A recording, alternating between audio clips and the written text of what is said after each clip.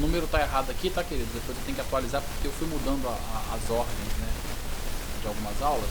Então, aí tá o número 6, mas hoje, na realidade, já estamos aí na aula número 9, né? É porque esse tema era a aula 6. Aí eu fui reorganizando, ela acabou indo pro número 9. Mas depois eu mando, inclusive, o arquivo atualizado para vocês lá. Mas o texto eu sei que tá certinho, tá? Fique tranquilo. Então, estamos aí na aula 9, né? Como resistir o inimigo. Esse é o título. E semana que vem, então, já vamos aí para nossa última aula do curso. E relembrando aí que quem quiser obter o certificado, né? Eu tenho sempre falado isso. Tem que fazer a avaliação, né, que vai ser postada após a última aula, né? Vai ser semana que vem. Então a gente vai postar, muito provavelmente na quinta-feira a gente já posta a avaliação para dar um tempinho para a galera fazer. E quem fizer a avaliação tiver alcançar a média 6, recebe o certificado. Quem não tiver interesse no certificado, não tem problema, né? Pode continuar assistindo aí, só para obter o conhecimento, ok? Sejam bem-vindos a isso. Graças a Deus. Então vamos lá. Como resistir o inimigo é o título da aula de hoje. Vamos ler aqui para começar 2 Coríntios capítulo 10, verso 4, já está aí na tela, né? Porque as armas da nossa milícia não são carnais, mas sim poderosas em Deus para a destruição das fortalezas. É um texto muito conhecido. Essa talvez seja uma das lições mais importantes, né, de todas as que vimos até aqui, pois estar apto para vencer as astutas ciladas do diabo e seu exército deve ser uma busca constante na vida de todo soldado de Cristo. Efésios 6,11, Paulo fala sobre isso, né, nós temos que vestir a armadura de Deus para poder vencer, né, as astutas ciladas do diabo. E através da palavra de Deus, continuando ali, né, aprendemos que isso é possível, só depende de nós nos posicionarmos da maneira correta. Quando eu digo nos posicionarmos da maneira correta, eu me refiro ao fato de não lutar uma batalha espiritual, né, que não leva a lugar algum, como a gente tem visto no decorrer do curso aí, né, uma pseudo batalha espiritual, mas a batalha espiritual bíblica, né. Então, nos posicionarmos diante daquilo que a palavra nos direciona a fazer. Na aula passada nós vimos que nos vestir da armadura de Deus é uma necessidade para permanecermos firmes e que isso equivale a nos vestirmos de Cristo, já que todas as virtudes simbolizadas nas peças, né, da armadura são encontradas na pessoa de Jesus. A verdade, a justiça, o evangelho, né, corresponde às boas novas, a paz, a fé, a salvação e o Espírito Santo. E no decorrer de nossas aulas, vimos que a verdadeira batalha espiritual bíblica é uma luta diária contra o mundo, a carne e o diabo, né? Assim como disse J.C. Ryle, né, no livro dele que eu já recomendei para vocês, que é Guerra Espiritual do Cristão, na página 3 ele vai dizer o seguinte: a luta principal do cristão é com o mundo, a carne e o diabo. Estes são os seus inimigos que nunca morrem. Estes são os 3 principais inimigos contra os quais ele deve travar a guerra. A menos que ele receba a vitória sobre esses 3, todas as outras vitórias são inúteis e vãs.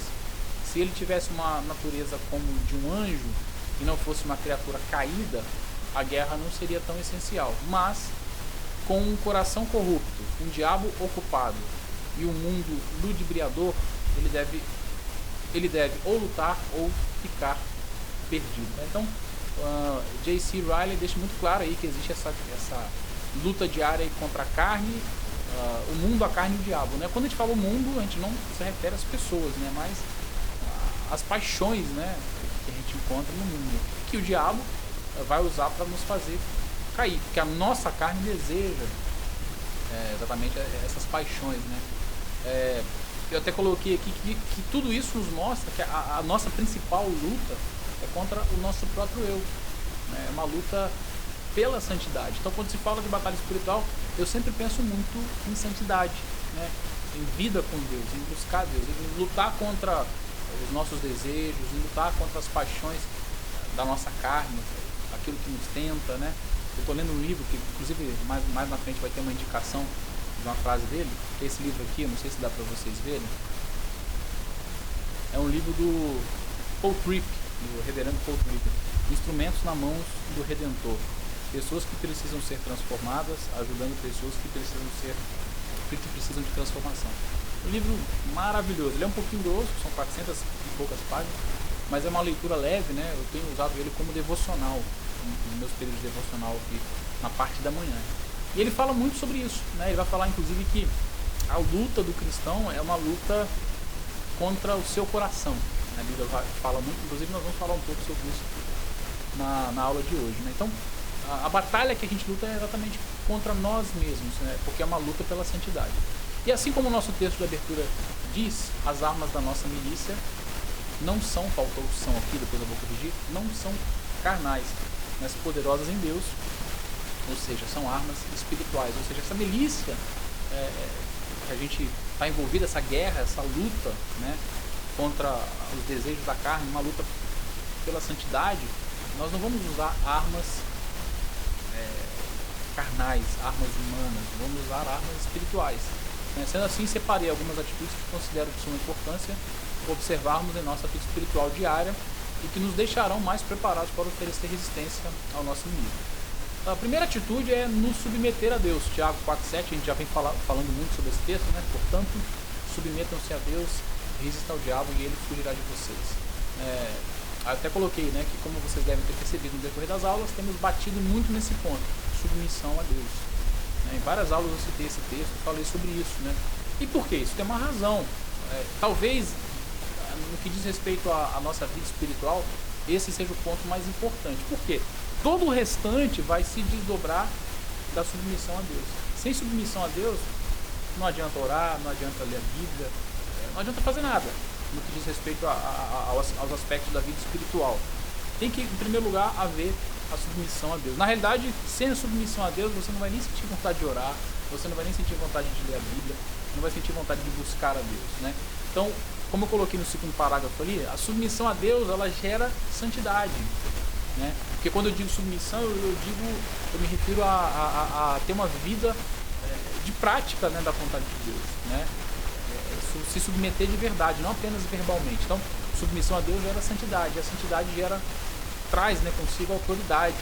Que autoridade? A autoridade minha? Não, a autoridade de Cristo sobre as nossas vidas, fazendo com que o diabo fuja de nós. Ou seja, quanto mais eu me submeto a Deus no sentido prático, né, do que a Bíblia me direciona, mais eu me pareço com Cristo. Então, essa autoridade de Cristo passa a estar sobre as nossas vidas, né? Aí sim, nós temos condições de resistir ao diabo, como o Tiago fala, né, e ele irá fugir de nós. Uma coisa, né, como eu coloquei, ele não funciona sem a outra, né? Não existe resistência ao diabo sem submissão, sem sujeição. Tem que haver primeiro a sujeição para que isso aconteça. Então, através da sujeição a Deus, teremos condições de resistir ao diabo e assim ele fugirá de nós. Então, outro ponto importante de observar é que na Escritura não somos direcionados a atacar ou contra-atacar o inimigo, sim apenas a oferecer resistência. Esse é um ponto importante, a gente já falou isso algumas vezes, mas é importante reforçar e relembrar isso, né? Essa coisa de batalha de ir para ataque, de oração de guerra, isso não existe. Nós temos que nos atentar que a Bíblia nos direciona a oferecer resistência. Por quê? Porque a batalha já está ganha, né? É exatamente o que eu coloquei aí, a batalha já foi vencida na cruz, Cristo já fez tudo.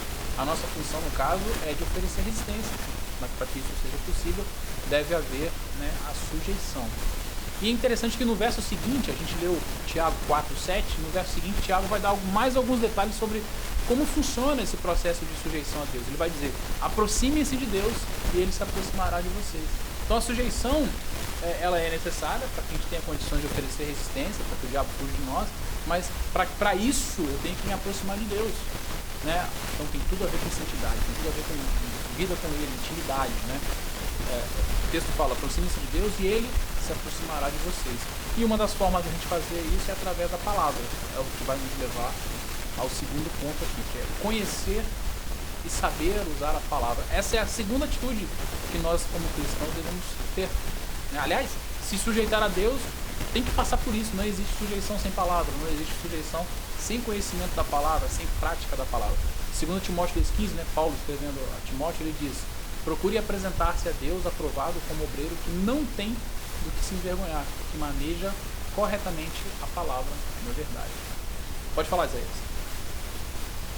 E se manejar, conhecer e saber usar a palavra, é basicamente o exemplo de Jesus contra Satanás. Né? Exatamente. Foi exatamente aquilo, porque Satanás veio com palavra também, né? texto fora de contexto para confrontar Jesus, e Jesus foi só lascando dele. E Jesus não só conhecia, né? Porque os mestres da lei também conheciam, né? Mas o diferencial de Jesus é que ele vivia. Ele vivia. Então, os mestres da lei, os fariseus, né? Eles não conseguiam pegar Jesus em nenhuma falha. Jesus não Tem um versículo que fala isso, que ele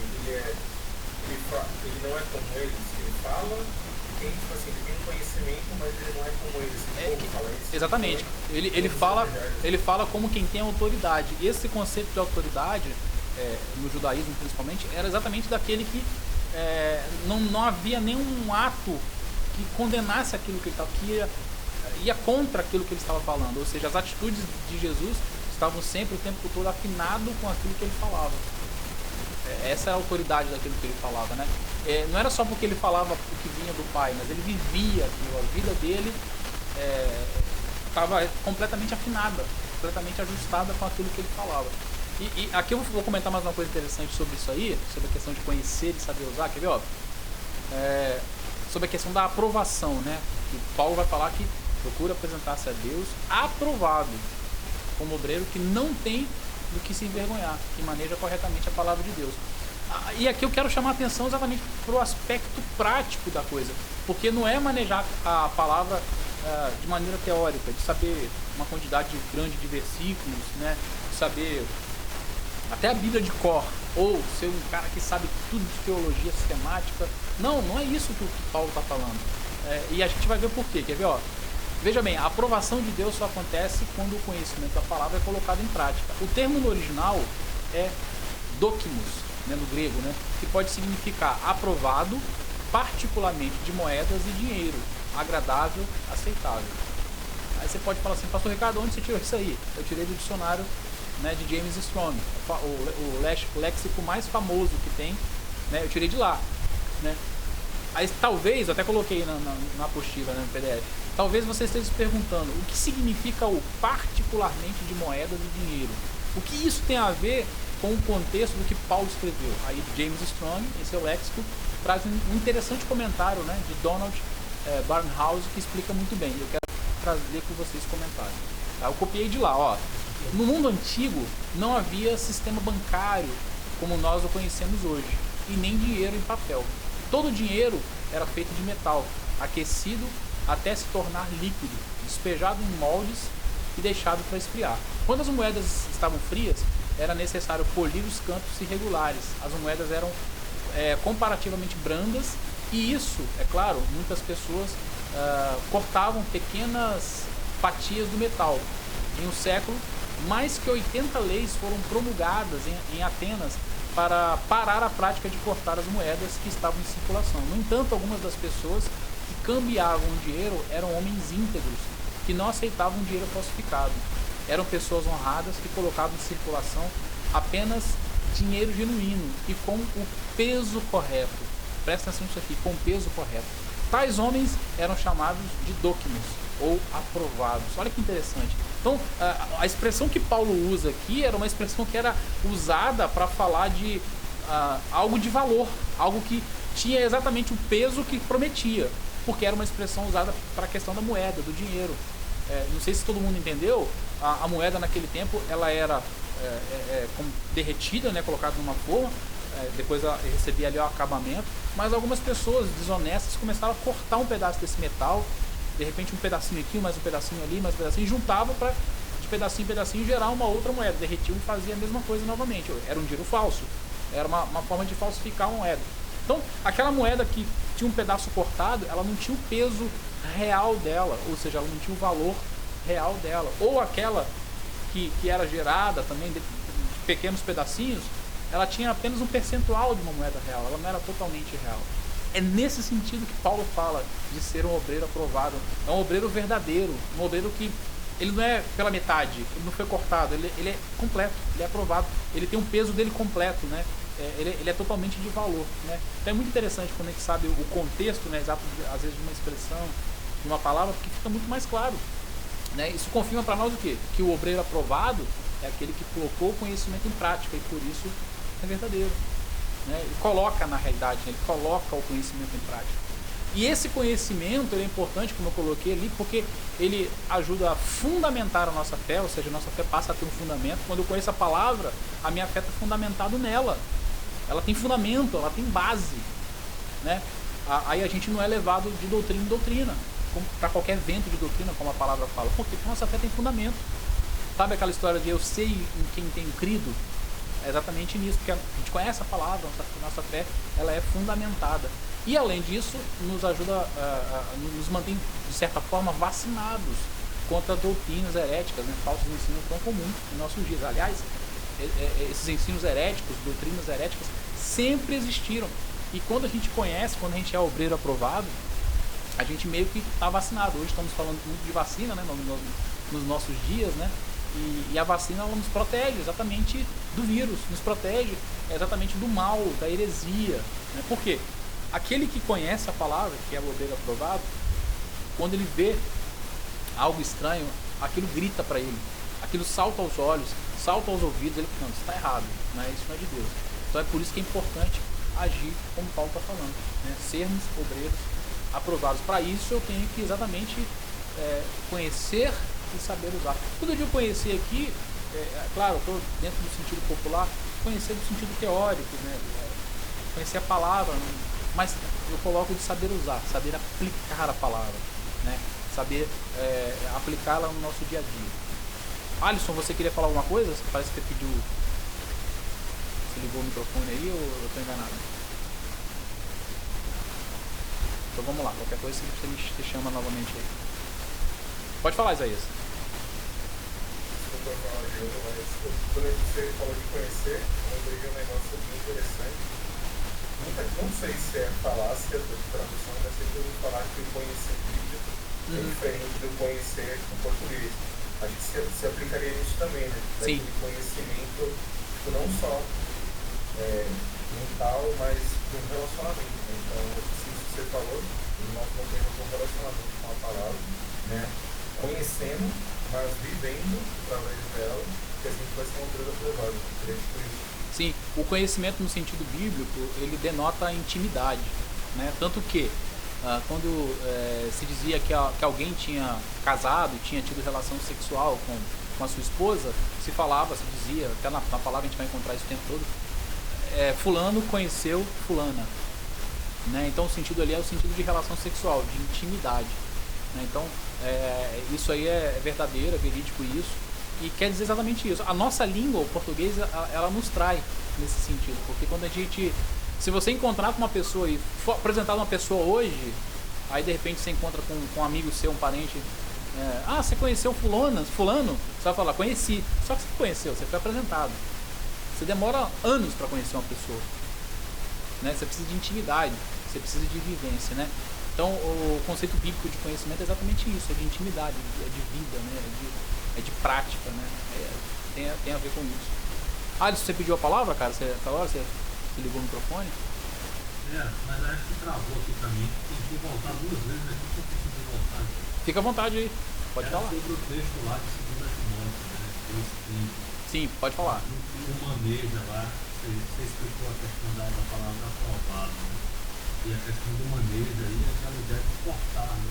Porque às vezes o pessoal acha que manejar pela tradução nossa, se perde um pouco do significado real. Fosse literalmente, né, aquilo que não tem que enganar de porta reto, né, a palavra da verdade. Como se colocasse porta reto para nós, ficaria algo assim, como é portar, né, ficaria no sentido nosso. Mas é no entendimento de que você sabe lidar com ela e sabe realmente ser um ortodoxo. Na própria palavra no grego é ortodoxia. Vem essa raiz aí, de orto, que a gente tem de resto, de ortodoxia, de ortopraxia. Então, estou chamando para essa palavra aí, que muda assim para nós, é muito interessante. E esse comentário foi interessante mesmo, porque você falou do uso correto da palavra, né? E o que mais tem hoje em dia, né, é o uso errado, né, o uso equivocado da palavra. Não diria nem equivocado, porque muitos usam de maneira errada propositalmente, né? Existe uma frase que é muito dita, que é a Bíblia é a mãe de todas as heresias. Eu não concordo muito com ela não, porque a Bíblia não gera heresia. Quem gera heresia é um coração enganoso, um coração que ou faz isso por ignorância, por falta de conhecimento, ou de propósito mesmo, né? Porque quer enganar. Mas a Bíblia em si, ela não gera heresia. Então, mas eu entendo o que a frase quer dizer. A Bíblia é mãe de todas as heresias, porque quando ela não é manejada corretamente, é muito fácil você usá-la de maneira errada, de maneira equivocada, né? Você usa a palavra, você prega a palavra, entre aspas, né? Mas não como deve ser feito. Nesse sentido que Paulo quis dizer também. Bem legal o seu comentário. Outra atitude é a terceira atitude que a gente coloca ali, é a questão é uma vida de oração, né? 1 Tessalonicenses 5,17 diz: orem continuamente. Algumas versões vão traduzir como orai sem cessar, né? É até estranho quando a gente lê isso, né? Orar sem cessar, porque eu vou ficar orando o tempo todo, né? Sem parar, né? É claro que não é literal, no sentido que eu vou ficar o tempo todo orando, senão como é que eu vou comer, como é que eu vou conversar com a minha esposa, como é que nós estaríamos aqui dando aula, né? Não é literal. O orar sem cessar, eu gosto dessa tradução da NVI, que é o orar continuamente, é o tempo todo, é o máximo que nós pudermos, né? A oração é uma das principais ferramentas usadas para se desenvolver comunhão e intimidade com Deus. Oração não é moeda de troca. Eu não oro para que Deus me dê algo. Eu não oro... Claro, eu posso pedir a Deus nas orações? Posso levar os meus pedidos, mas ela é ferramenta de comunhão e intimidade com Deus. Deve ser uma prática diária na vida, né, do cristão. Mas a grande verdade é que a Igreja de Cristo, de forma geral, ora pouco. Eu acredito que vocês vão concordar comigo, né? Nós oramos pouco. Eu me incluo nesse grupo. Acho que vocês se incluem também.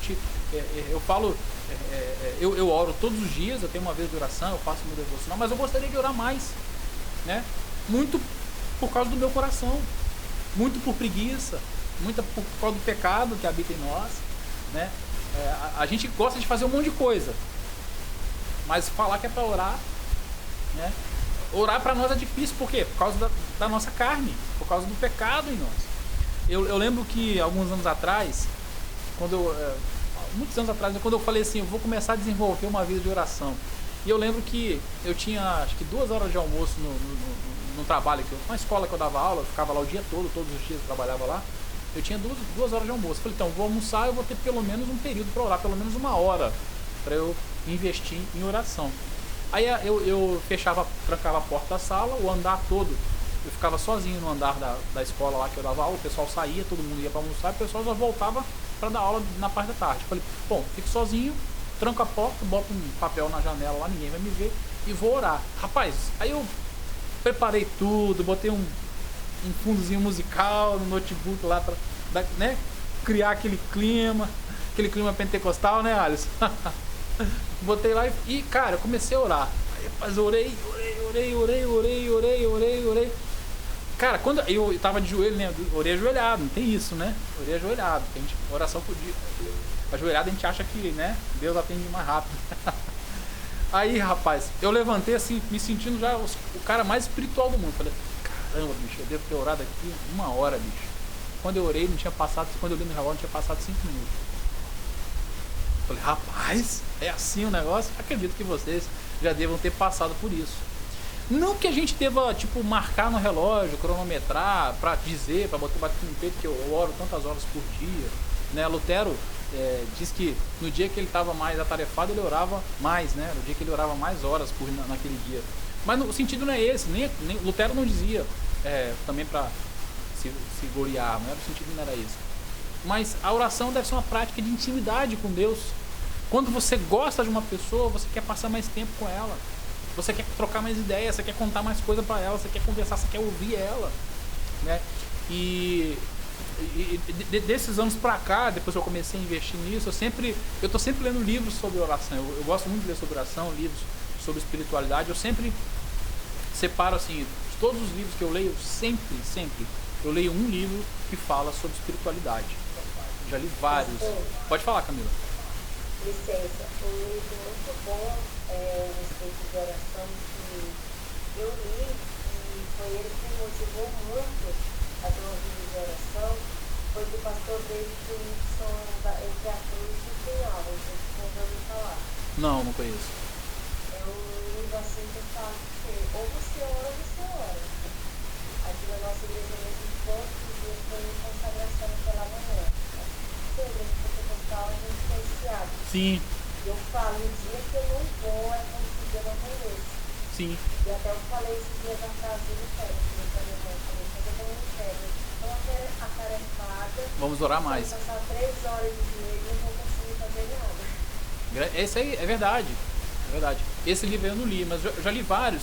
O livro de oração, sobre oração que eu mais gosto, eu vou até citar ele agora, que é do M. Bounds. Não sei quem conhece aí, né?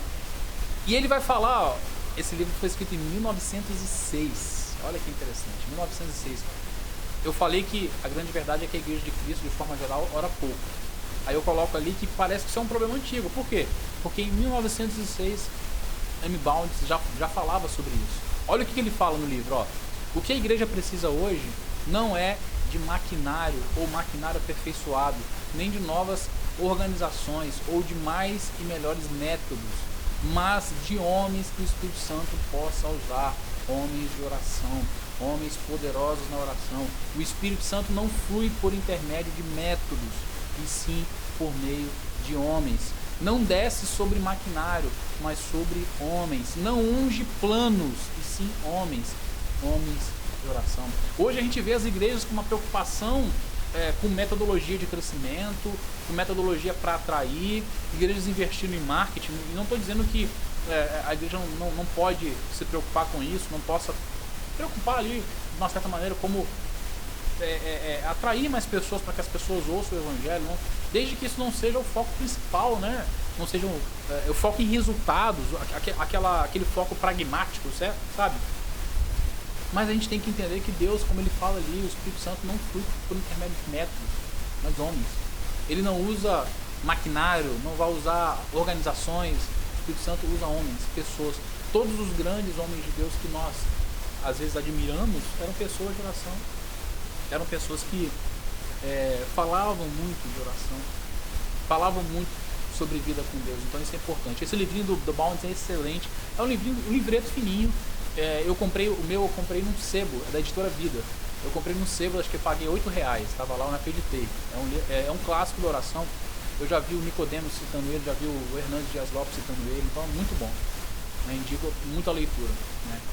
E eu coloco ali, ó, com certeza se orássemos mais, sentiríamos mais os efeitos, não só em nossa vida diária, pessoal, mas o mundo em si seria diferente. Segundo a Crônica 7,14, é aquele famoso texto, aquela famosa passagem que diz: se o meu povo que se chama pelo meu nome, se humilhar e orar e buscar a minha face. Todo mundo sabe o restante. Então, se a igreja, quando eu digo igreja, eu digo todos aqueles que fazem parte do corpo de Cristo, orasse mais, isso seria mais perceptível na nossa vida e na vida das pessoas. Né? A Bíblia diz que a oração do justo é poderosa e eficaz. Tiago fala sobre isso. Temos que crer nisso. Né? E ela é uma das principais armas de todo aquele que crê em Deus. Efésios 6,18 coloca lá nas armas da nossa milícia, vai colocar oração. Né? A palavra também garante que Deus sempre ouve, né, a oração daqueles que se aproximam com humildade. Lucas 18, 13, 14, Jesus vai falar do coração humilde. Vai falar lá da oração do fariseu, né, e do publicano. Né? Então, a humildade também é importante. Então, uma das atitudes que a gente tem que ter, que vai nos ajudar nesse processo aí de resistência, né, ao inimigo, é a vida de oração. Né? E aqui eu quero deixar uma pergunta para vocês. Né? Não precisa responder não, mas para reflexão: você tem orado o necessário? Você tem orado o quanto você precisa, o quanto você deveria? Você tem orado, sua vida de oração tá boa, tá legal? Enfim, deixar essa cutucada aí, que vale para mim também. Né? É algo que oração nunca tá bom. A gente tem sempre que orar mais, sempre buscar mais. Oração, palavra, tudo aquilo que nos aproxima de Deus. Né? E outra atitude muito importante é cuidar do coração. Provérbios 4, 23 vai dizer: acima de tudo, guarde o seu coração, pois dele depende toda a sua vida. Olha só que interessante, né? Como é que o escritor do Provérbios diz: guardar o coração, pois toda a vida depende dele. A Bíblia fala muito, né, sobre essa questão do coração. Né? Não o coração do órgão que bombeia o sangue, mas o coração como a nossa essência, o ser, né? Quem nós somos. Esse livro que eu falei do Paul Tripp aqui, ele fala muito sobre essa questão do coração. Então, o capítulo 4, que foi o capítulo que eu li ontem, eu comecei a ler ele na semana passada. Os capítulos são bem longos, né? Nossa, foi uma pancada, porque ele fala muito da questão do coração. O título do capítulo é bem sugestivo. O alvo, o coração é o alvo. Certo? Então o coração tem que ser o nosso alvo nessa questão de mudança. Então em Provérbios, né, 4:23, Salomão nos traz uma importante advertência sobre ele, sobre o coração. É nele que começa tudo, coisas boas e coisas ruins. É no coração. Projetos e realizações. Uma série de pecados e males pode se iniciar nele também, no coração. As grandes batalhas de nossas vidas são travadas no coração. Muitos homens de Deus já denunciaram o problema do coração humano. John Owen certa vez disse: o coração do homem é inconstante no que faz e falso no que promete. Olha que forte. John Owen. João Calvino disse: o coração do homem é uma fábrica de ídolos. Essa é bem conhecida. O coração do homem cria ídolos o tempo todo. Está sempre idolatrando alguma coisa, né? Martinho Lutero disse: meu pior inimigo está dentro de mim. É meu coração. Meu coração. Charles Spurgeon disse: se eu sair da terra e deixar o mundo e o diabo ir para a lua, né, ou deixar o mundo e o diabo ir para a lua, ainda assim eu mesmo serei meu pior inimigo. Ai de nós, nosso coração é nosso maior inimigo. Concordo com todos eles. Nosso coração é o nosso maior inimigo. Nosso coração é falso, né? Ele é inconstante, como disse John Owen. É uma fábrica de ídolos, como disse Calvino. É o nosso pior inimigo. Às vezes a gente acha que o nosso pior inimigo é o nosso patrão, é o nosso parente, é o nosso vizinho, é uma pessoa que a gente tem um convívio, que a gente não tem um bom convívio, né, no caso. Não, somos nós. Nosso pior inimigo é a gente mesmo, né? Eu tenho um pastor amigo meu que ele fala que o nosso pior inimigo é aquele que você vê na frente do espelho todo dia que você acorda. Todo dia que você acorda, você vai lá pro banheiro fazer, né, escovar o dente, se preparar para começar o dia, que você olha pro espelho, aí você vê o seu pior inimigo. É você mesmo. Aí o que Jesus disse? Nenhuma árvore boa dá fruto ruim, nenhuma árvore ruim dá fruto bom. Toda árvore é reconhecida por seus frutos. Ninguém colhe figos de espinheiros, nem uvas de ervas daninhas. E completou dizendo que o homem bom, do bom tesouro do seu coração, tira o bem, e o homem mau, do seu mau tesouro, tira o mal. Lá em Lucas 6,45, para quem quiser conferir. E comentando sobre essa passagem, sobre esse texto, o Paul Tripp, nesse livro, né, ele disse o seguinte: há uma inegável conexão entre a raiz e o fruto com o nosso coração e o comportamento. Ou seja, quando Jesus fala de raiz e fruto, há uma conexão com o nosso coração e o nosso comportamento, né? Aí olha que forte que ele vai dizer depois: as pessoas e as situações não determinam o nosso comportamento. Eles propiciam a ocasião em que o nosso comportamento revela nosso coração. Às vezes a gente dá desculpa que não, eu agi assim porque fulano falou aquilo. Eu respondi assim porque, né, eu fui questionado de tal forma. Eu fui áspero porque ele foi áspero comigo. Eu bati porque ele me bateu. Eu agi assim porque ele agiu assado. E a gente coloca a culpa no outro. E na realidade é muito forte isso que ele fala. As pessoas e as situações, né? Eu agi assim porque eu passei por isso. Você não sabe o que eu passei. As pessoas e as situações não determinam o nosso comportamento. Eles propiciam a ocasião em que o nosso comportamento revela o nosso coração. Então essas situações só vão revelar quem nós somos. Só vão revelar, né, o que realmente tem dentro de nós. Então é muito importante a gente dar atenção a isso, porque o nosso coração revela muita coisa. Então, cuidar do coração é isso, é dar atenção, é avaliar, fazer uma autoanálise. Como eu tenho reagido? Como eu tenho me portado? Como eu tenho respondido às circunstâncias, às pessoas? Como eu tenho respondido quando eu sou agredido? Né? Como eu tenho respondido às questões da vida, às questões do dia a dia? Né? Aí a gente vai começar a perceber quem nós somos, e isso equivale, né, cuidar do coração, né? E como Salomão escreveu em Provérbios, né, acima de tudo, guarde seu coração, pois toda a nossa vida depende dele, né? Então isso é muito importante. Cristo também disse que a boca fala do que está cheio o coração, Mateus 2,34. Isso nos leva ao questionamento: do que temos enchido o nosso coração? É uma pergunta que eu quero deixar para a sua reflexão também. Você tem enchido seu coração de quê? Porque se a boca fala do que está cheio o coração, muitas mães repetem isso, né, de forma muito enfática para os seus filhos, né? Então, você tem enchido seu coração de quê? Pode falar, Laerte. Isso lembra o Salmo 119, né? Onde é que Davi fala que escondeu, que guardou a palavra para não pecar? Perfeito. Não. Perfeito, bem lembrado. Ele não guardou na mente, ele não guardou embaixo do braço, na bolsa, em cima da estante, Perfeito. no painel do carro, ele guardou no coração. Muito bem lembrado. É exatamente o que nós devemos fazer. E esse guardar aí é exatamente. Não é, eu lembro que quando eu era pequenininho na igreja batista, né, a gente cantava música, não lembro agora, mas que falava de guardar a palavra no coração, e a gente fazia o gesto de pegar a palavra e fazer assim, né? Literal, né? E tentava ali meio que, como é que eu diria? Encenar o que a letra da música dizia, de pegar a palavra e guardar. Isso não é literal. Mas o guardar no coração é deixar ela entrar dentro de nós, é a palavra fazer parte de nós, é interiorizar a palavra, é ela fazer parte, né, de nós mesmos. Então isso é muito importante. E a próxima atitude é cuidar dos pensamentos. Marcos 7, 21 a 23 vai dizer: pois do interior do coração dos homens vêm os maus pensamentos, as imoralidades sexuais, os roubos, os homicídios, os adultérios, as cobiças, as maldades, o engano, a devassidão, a inveja, a calúnia, a arrogância e a insensatez. Todos esses males vêm de dentro e tornam um homem impuro. Olha que interessante, né? As piores coisas vêm de dentro do coração do homem, não vêm de fora. Às vezes a gente tenta colocar a culpa no demônio, no capeta, na entidade, esses movimentos de batalha espiritual moderna aí, né?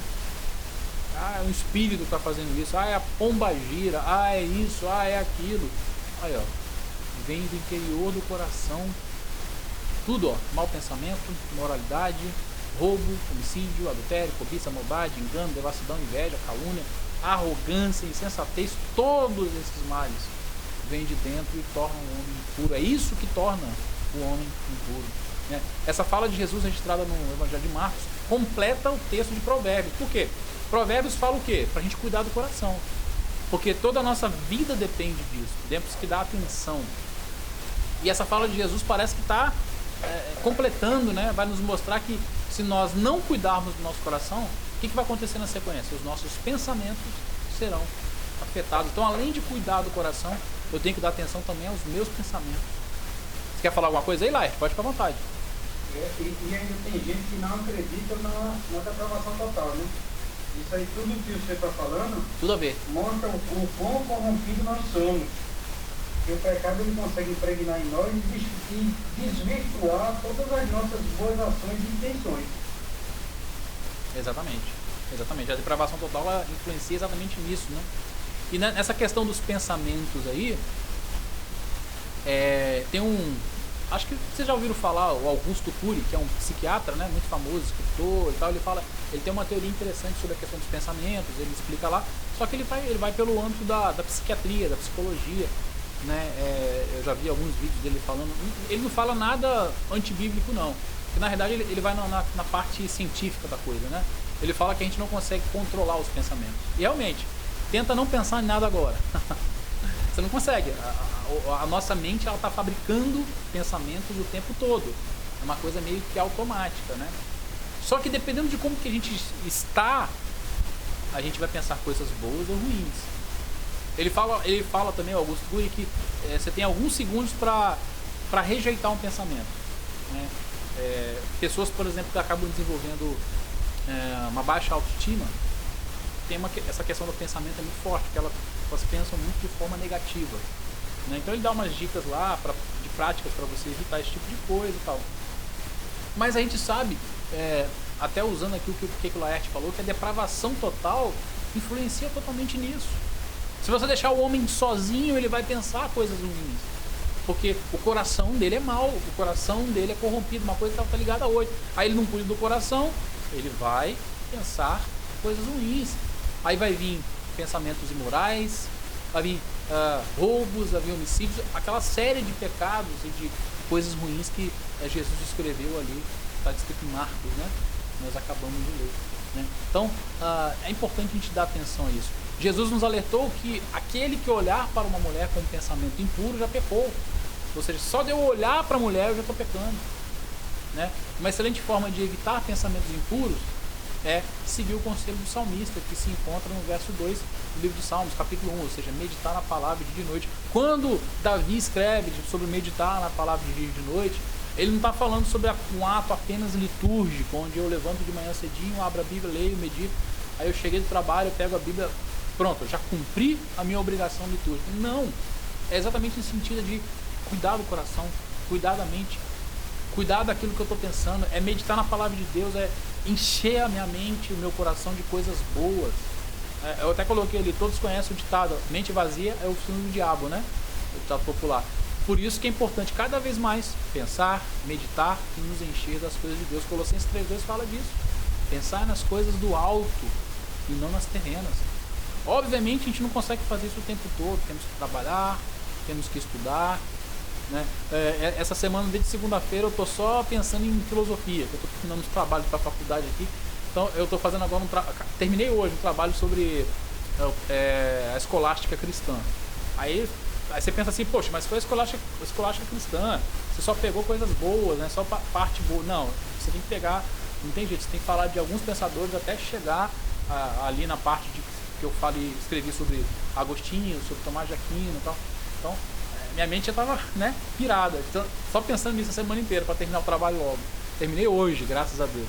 E tem mais coisa para fazer. Mas, o que eu quero dizer com isso? Às vezes, por conta de estudo, por conta de trabalho, a gente não consegue pensar só em coisas boas, só em coisas que eu digo espirituais, né? Mas o tempo que a gente pode fazer isso, a gente tem que aproveitar, né? Aí eu até coloquei, existem várias formas de se fazer isso. Além da leitura, a leitura bíblica é a principal forma de a gente se encher de coisas boas, né? Se encher das coisas do alto, né? Mas leia bons livros cristãos, não sei como que é a leitura de vocês, né? Leia bons livros, eu tenho livro pra caramba, eu tenho uma pancada de livro que eu não li ainda, né? Eu costumo ler mais de um livro por vez. Não sei como é que é a leitura de vocês. Tem gente que gosta de ler um por vez. Eu já cheguei a ler 5, 6 livros de uma vez. Claro, quando eu digo de uma vez não é na mesma hora, né? Mas assim, ao mesmo tempo, né? Eu geralmente leio um período devocional, né? Sempre é um livro que, como eu falei, que trata de espiritualidade. No meu período devocional, logo pela manhã cedinho, quando eu acordo. Aí tem os livros de filosofia que eu estou sempre lendo. Tem algum outro livro que eu tenho Kindle, então meu Kindle fica do lado da cama. Então sempre tem um livro lá que eu, antes de dormir um pouco, para me ajudar a pegar no sono, eu leio um pouquinho lá. Meu Kindle é daquele que tem a tela com LED, né? Então iluminado dá para ler tranquilo no escuro. Então estou sempre lendo, eu gosto de ler, para mim é prazeroso. Hoje eu fui levar minha esposa lá em Vitória, no centro de Vitória, que eu moro em Vila Velha, né? Pra ela, no médico, né? Ela foi resolver uma coisa, foi rápido, né? Aí, os minutos que eu fiquei no carro lá, eu peguei o Kindle e estava ali adiantando um pouquinho da minha leitura. Estou sempre lendo. E eu leio muita coisa, eu não leio só conteúdos cristãos, porque, por exemplo, filosofia, você acaba tendo que ler outras coisas, mas eu leio muita coisa de teologia, muita coisa sobre espiritualidade, estou sempre lendo alguma coisa. Outra forma de você fazer isso é boas músicas de adoração. Coloca lá no playlist, está fazendo alguma coisa. Se você consegue ler, por exemplo, estudar e ouvir música, tem gente que faz isso. Minha esposa, a minha filha faz muito isso. Ela estuda ouvindo música. Bota lá Projeto Sola, bota Canto e Verbo, bota Paulo César Baruch, bota Vinha, né? Bota um louvor ali e vai se enchendo. Música boa, tá? Música com teologia boa. Não é esses worship que tem hoje aí, que tem umas letras que não tem nada a ver com a palavra, que são músicas muito focadas no eu, né? Mas boas músicas de adoração, né? Assista os bons filmes cristãos. O pastor está querendo dizer que eu não posso ver o filme que não seja cristão? Não pode, mas não veja só isso, né? Invista um momento para você assistir bons filmes cristãos que vão te ajudar, que vão investir, que vão de alguma maneira alimentar a sua alma ali. 4. Documentários que tem alguma relação com as coisas de Deus. Eu gosto muito de ver documentários que tem alguma relação, então isso é interessante. Deixa eu ver aqui um comentário aqui no chat. Camila, tem gente que lê um livro de 300 páginas e depois passa um mês sem ler, tipo eu. Eu leio o tempo todo. Acho que ano passado eu li, sem contar o material da faculdade, 40 livros. Dizem que a média do brasileiro não chega a 5 livros por ano, né? Então eu tô acima da média, graças a Deus. Mas eu queria ler mais. E eu queria ler mais, veja bem, não é para ficar contando, eu li tantos livros. Porque eu sei que é bom, que investe, porque você adquire vocabulário, você adquire conhecimento, você cresce, hein? São tantas vantagens, né, a leitura. O Isaías colocou, sobre música cristã de qualidade, procurem Coletivo Candeeiro. Isso eu não conhecia, Isaías, boa dica. É um grupo com vários músicos cristãos nordestinos, é muito bom. Vou procurar ouvir depois, fiquei curioso, né? Eu gosto muito de músicas com letras cristocêntricas, né? Letras que falam de Cristo, letras que respeitam a palavra. É muito importante isso. Camila colocou, então estou acima da média também. É isso aí. Isso é uma média que eles fazem, né? A média do brasileiro se eu não me engano, é 4 livros, 4 ponto alguma coisa, não chega a dar nem 5 livros, eles dizem, por ano. E eles falam que às vezes nem é livro completo, mas é a média do brasileiro. Dizem que essa média estava caindo, né? Que o brasileiro realmente é um povo que não gosta de ler, né? Continuando aqui, outra coisa importante, outra atitude importante é ser vigilante, né? Outro elemento, né, importante na nossa vida espiritual e que nos ajuda a oferecer resistência, é a vigilância. A palavra de Deus conta com uma grande quantidade de passagens que nos chama a atenção a esse aspecto da batalha espiritual. Vejamos. Mateus 26:41 vai dizer: vigiem, eu coloquei em negrito ali para vocês, né, notarem, e orem para que não caiam em tentação. O espírito está pronto, mas a carne é fraca, né? Então a palavra nos manda vigiar e orar. Orar já falamos, né? Então temos que vigiar também. A vigilância e a oração são importantes para não cairmos em tentação. A tentação vem sobre todos, mas a forma que lidamos com ela, com ou sem vigilância, né, é que faz a diferença. Lutero conseguiu sintetizar muito bem isso. Não podemos impedir que os pássaros voem sobre as nossas cabeças, mas podemos impedir que eles façam ninhos sobre elas. Assim também não podemos nos livrar de sermos tentados, mas podemos lutar para não cairmos em tentações, né? A palavra fala que cada um é tentado pela sua própria cobiça. Então nós temos uma cobiça, você tem que descobrir qual é a sua, né? Um é poder, o outro é dinheiro, o outro é sexo, o outro é... enfim, aí vai embora. Tem que descobrir o que te faz cair com mais facilidade, e aquilo você tem que evitar, né? A palavra fala para fugir da aparência do mal, quem dirá do próprio mal. Se a palavra fala para eu fugir daquilo que aparenta ser o mal, então indica que eu não tenho nem que chegar perto para ter certeza se é mal. E tem gente que brinca com isso, né? Tem gente que diz assim, deixa eu chegar mais perto para ver se é mal mesmo. Será que é mal? Deixa eu ver se tem cheiro de mal. Deixa eu ver se tem gosto de mal. E o cara vai só chegando perto. Não. A Bíblia fala para fugir da aparência, ou seja, a Bíblia fala que essa vigilância tem que ser tão grande ao ponto de você só olhar e ter só uma aparência, você não precisa nem ter certeza.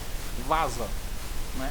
Então se a gente fizesse mais isso, a gente não cairia tanto em tentação, né? Seria mais fácil a gente passar por isso. 1 Pedro 5,8 vai dizer também: sejam sóbrios e vigiem. O diabo, o inimigo de vocês, anda ao redor como um leão, rugindo, procurando a quem possa devorar, né? Então o apóstolo Pedro indica, né, que a sobriedade deve acompanhar a vigilância. Então, sobriedade com vigilância. Um dos significados da sobriedade é equilíbrio. Além da vigilância, precisamos ter equilíbrio, pois o inimigo anda ao redor e apenas um tropeço é suficiente para sermos devorados. Então, crente tem que ser equilibrado, não pode ser nem um excesso, nem um extremo para cá e nem um extremo para lá. Temos que ser equilibrado nesse sentido. E lembrando, acho que eu já comentei sobre esse texto, quando Pedro usa a figura do leão aí, que anda ao redor, acho que comentei sobre isso. O leão, ele só ataca animais que estão fora do bando e animais fracos e doentes, tá? O leão, ele fica na espreita, e animais imaturos. São três tipos de animais que ele ataca: o que está fora do bando, está sozinho, não tem ninguém para proteger ele; aquele que está fraco ou doente; e aquele que é imaturo, que é novinho, né? Olha lá, opa, aquele ali está novinho, é fácil de atacar, né? Quando Pedro fala sobre isso, então, de vigiar, porque o diabo é como um leão, é nesse sentido. Ele olha para nós e pensa: opa, deixa eu ver se esse cara está fora do bando, deixa eu ver se ele está fraco espiritualmente, deixa eu ver se ele é imaturo, né? Então é nesse sentido. Por isso que nós temos que ser sóbrio, equilibrado e vigilante. Mateus 24:42 vai falar: vigiem, porque vocês não sabem o dia, que dia virá o seu Senhor. O capítulo 24 de Mateus é conhecido como o sermão escatológico de Jesus, e nele encontramos vários alertas importantes sobre os últimos dias, sobre sua volta. O versículo 44, ele diz que devemos estar preparados para a volta do Filho do Homem, ou seja, devemos ser vigilantes. Estar preparado é o quê? É ser vigilantes, né? Aos sinais, com o intuito de estar preparado, ou seja, se preparar é ficar vigiando, é ficar ligado, é ficar atento, né? É igual quando você está, por exemplo, andando com um carro numa rodovia, você sabe que em determinado ponto você vai encontrar com me fala, para não ser multado, esqueci o nome agora. Me fugiu o nome agora, caramba, fugiu o nome. Radar. O radar. Radar. A palavra radar fugiu da cabeça, obrigado. Você vai encontrar um radar, o que você faz? Você fica vigilante, você fica atento, você fica observando porque você sabe que vai voltar. É exatamente isso que Jesus está falando. Nós temos que estar vigilantes no sentido aqui, não é só ficar olhando, será que Jesus vai voltar? Deixa eu ver se eu vejo Jesus no alto. É de estar preparado, ou seja, não é me preparar para a volta de Jesus, tipo assim, opa, Jesus está vindo ali, agora eu vou me preparar, agora eu vou orar, não há tempo mais. É estar preparado, a vigilância que Jesus fala ali é de estar preparado. E Lucas 12:37 vai chamar de bem-aventurados os crentes que estiverem em vigilância quando ele voltar, ou seja, aqueles que estiverem preparados. Né? Jesus veio e está preparado para ir. Né? E não tem negócio de repescagem não, tá, queridos? Tem não, que quando ele vier para buscar, quem não tem negócio de 2, 3 voltas, 2, 3 vindas de Jesus, não. Jesus vai vir a Bíblia fala de uma segunda vinda só. Tem umas escatologia aí que bota 3, 4, 5 aí. Tô zoando, mas tem escatologia que bota 2, né? Que Jesus vai vir 2, voltar. A segunda vinda dele, na realidade, vai ser segunda e terceira. A Bíblia não fala isso, fala de uma segunda vinda que ele vai vir para buscar o seu. Tá? Mas não vou entrar nesse mérito porque a aula não é de escatologia. Mas é importante observar isso aí. Temos que estar preparados. Atos 20, 30, 31 vai dizer também: dentre vocês mesmos se levantarão homens que torcerão a verdade a fim de atrair os discípulos. Por isso, vigiem. Mais uma vez a palavra vigiem, vigilância. Ó. Outro aspecto importante da vigilância é com relação aos falsos profetas. Né? É exatamente o que Paulo está dizendo ali. Né? Repare que Paulo já alertava os cristãos em sua época. Hoje não é diferente. Devemos estar vigilantes quanto a isso também, ou seja, contra os falsos ensinos. E falso ensino surge quase todo dia. Toda hora surge aí uma heresia. Elas só mudam a roupagem, né? Igual, por exemplo, uma das heresias mais novas que nós temos, nós tratamos no curso sobre sectas e heresias, que é a teologia do coaching, né? Mas ela não é tão nova no seu escopo ali, ela pega muita coisa que já existia. Tanto que alguns vão apelidar ela de a nova teologia da prosperidade, porque ela tem muitos elementos ali que se assemelham. Então, o diabo ele é mestre em fazer isso, em pegar uma heresia velha, colocar com uma roupagem nova, parece que é coisa nova, mas o engano é o mesmo. Por isso que nós temos que estar atentos. Né? Recentemente até teve uma tretinha aí do Iago Martins aí com o Isaías até riu ali, do Iago Martins com o David Leonardo, né? Eles até lançaram agora, saiu um livro agora dele, do Pedro Pamplona, né? E do... esqueci o nome do Guilherme, né? Falando sobre isso. Não li ainda, quero comprar e ler, né? Porque eu gosto muito desse tema, de ler sobre isso. Então, fala sobre isso, exatamente a teologia do coaching, que é uma das mais recentes. Mas pode ter certeza que daqui a algum tempo aparece outra aí, outra ideia. Então temos que ficar vigilantes, porque às vezes é tão bonitinho, é tão bem encapadinho, bem embrulhado, né? Mas não é bíblico. A gente tem que ficar ligado. E para concluir, como podemos perceber, cada uma das atitudes abordadas se desdobram da primeira, a sujeição a Deus. Sem ela, não temos condições de oferecer resistência ao inimigo, e a sujeição a Deus é algo que leva uma vida. Isso é muito importante. Sujeição a Deus não é da noite para o dia, é uma vida. Não é algo que começamos a praticar ontem para estarmos preparados hoje. Deve ser uma prática constante e diária em nossas vidas. A partir do momento que a gente reconhece Cristo como único e suficiente Salvador, a partir daquele dia, todo dia é dia de se sujeitar a Deus, é dia de se submeter à sua palavra, é dia de se submeter à sua vontade. Então essa sujeição ela é constante, diária. Tem dia que a gente vai fraquejar, tem dia que a gente vai se sujeitar mais, tem dia que a gente vai se sujeitar menos, mas é diário, é o tempo todo. Então leva uma vida. Né? Cada elemento descrito representa um estágio que deve fazer parte de nossa vida diária com Deus. Né? Sujeição gera santidade, como nós falamos, e a santidade traz a autoridade de Deus. Conhecer e usar a palavra gera aprovação, porque quando eu conheço e aplico, eu sou obreiro aprovado. A oração gera comunhão com o Pai. Sobre a oração é importante a gente lembrar que ela não é para mudar o coração de Deus, mas é para adequar o meu coração à vontade de Deus. Jesus, quando orou, pediu para que Deus o livrasse da cruz, ele falou: seja feita a tua vontade, não a minha.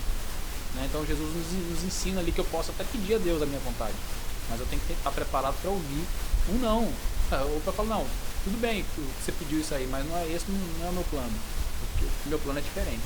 Ele fez isso com Jesus, então por que não faria comigo? Então a oração não é para mudar o coração de Deus, mas para gerar comunhão com Ele, para aceitar a vontade dEle. A oração não move a mão de Deus. Peraí que eu não consegui ler tudo. A oração não move a mão de Deus, mas move o nosso coração para entender a vontade dEle. É exatamente. Ore com fé e determine, né, Laércio?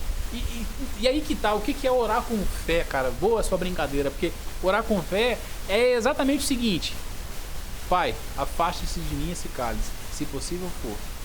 Se não, tô aqui. É exatamente assim, é ter fé que mesmo que Deus não faça o que eu quero, é o melhor para mim, né? É como diz a música do Projeto Sola, né? Se o Senhor é o meu pastor, aquilo que eu não tenho, eu não preciso. Ou seja, é crer ao ponto, tipo assim, se Deus não me deu isso aqui é porque eu não preciso. Ou porque ele achava que, ou Deus achava não, Deus não acha, né? Deus sabe. Porque ele sabe que isso não vai ser bom para mim, né? Então, se o Senhor é meu pastor, aquilo que eu não tenho, eu não preciso.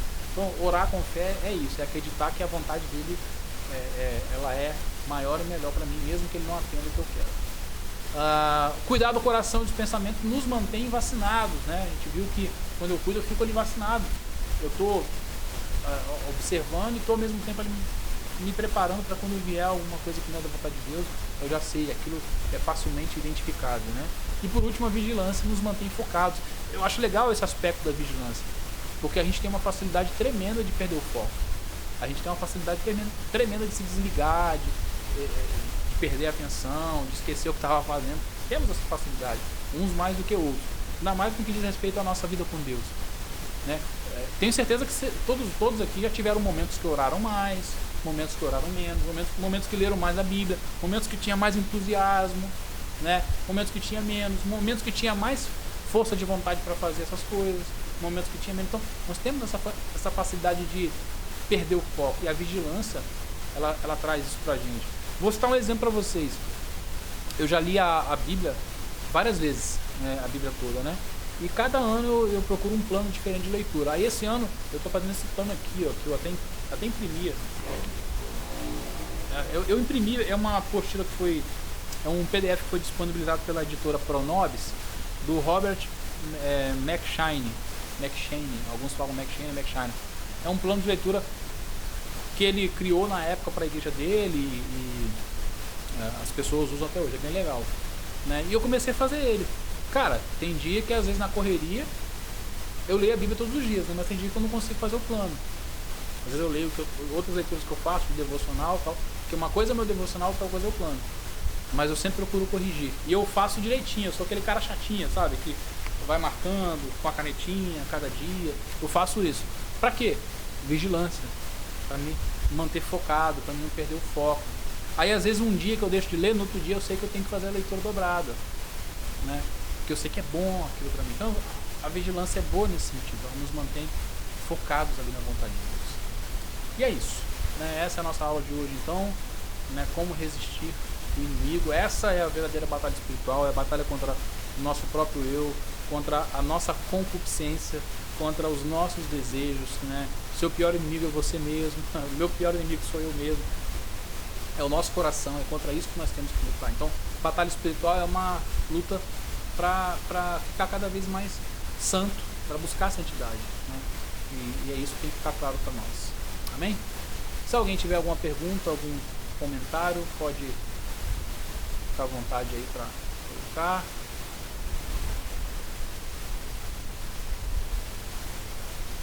Deixa eu interromper a gravação enquanto isso.